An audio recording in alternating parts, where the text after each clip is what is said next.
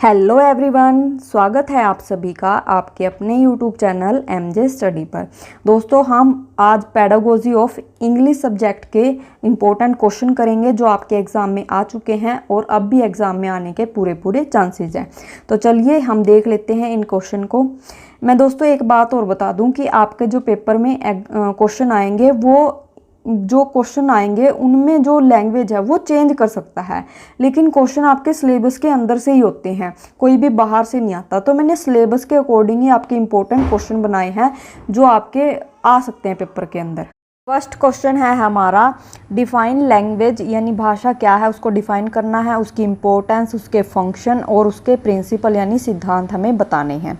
उसके बाद second question है हमारा what is mean by language, right in detail the AIIMS and objectives of teaching English and explain the need of English teaching in India.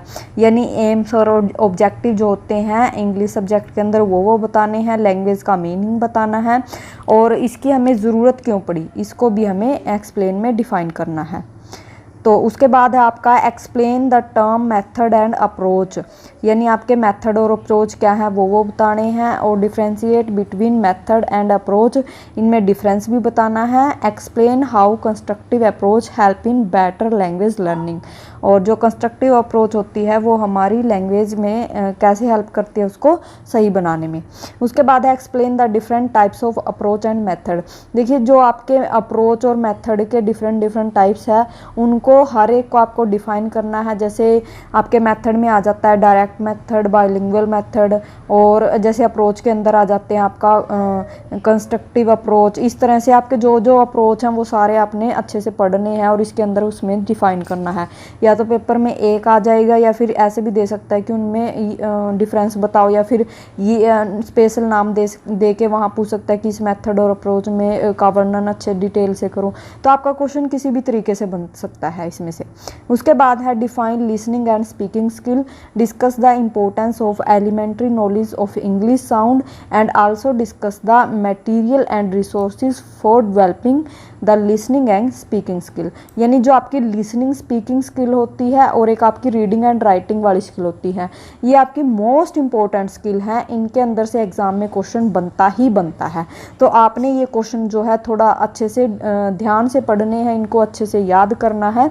उसके बाद है आपका what is reading. देखो यहाँ भी हमने रीडिंग का क्वेश्चन डाल दिया। Discuss the role of teacher in developing reading and writing skill of the students, also suggest some activities for improving reading and writing. उसके बाद नेक्स्ट क्वेश्चन है हमारा what is the meaning and significance of remedial teaching, what are the common error in English and how can common error be removed through remedial teaching. दोस्तों ये जो आपका question है remedial teaching का, ये most important question है क्योंकि ये हर बार एग्जाम में आ चुका है। तो अब भी हो सकता है कि आपके एग्जाम में आपको देखने को मिल जाए, तो इस क्वेश्चन को भी आपने रट लेना है। उसके बाद है explain the mechanism of writing, what are the different method of teaching writing, give some suggestion to help in improving the writing skill. दोस्तों मैंने बताया था जैसे आपकी रीडिंग, राइटिंग और लिसनिंग, स्पीकिंग, ये स्किल्स बहुत ही इंपॉर्टेंट है, तो इनमें से क्वेश्चन बनता ही बनता है आपका। उसके बाद अगला क्वेश्चन है हमारा explain in detail comprehensive and continuous evaluation.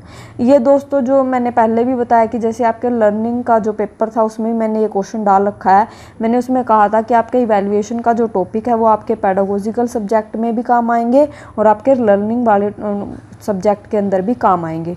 तो यहाँ पर भी ये क्वेश्चन आपका इम्पोर्टेंट बन जाता है, तो इसको आप अच्छे से पढ़ लेना। उसके बाद है what do you mean by co curriculum activities, explain in detail. यानी जो भी आपकी को करिकुलम एक्टिविटीज़ होती हैं उनको अच्छे से आपने डिटेल में यहाँ पर लिखना है। तो दोस्तों ये थे आज के हमारे इम्पोर्टेंट क्वेश्चन। आई होप ये वीडियो आपके लिए हेल्पफुल होगी। थैंक यू दोस्तों।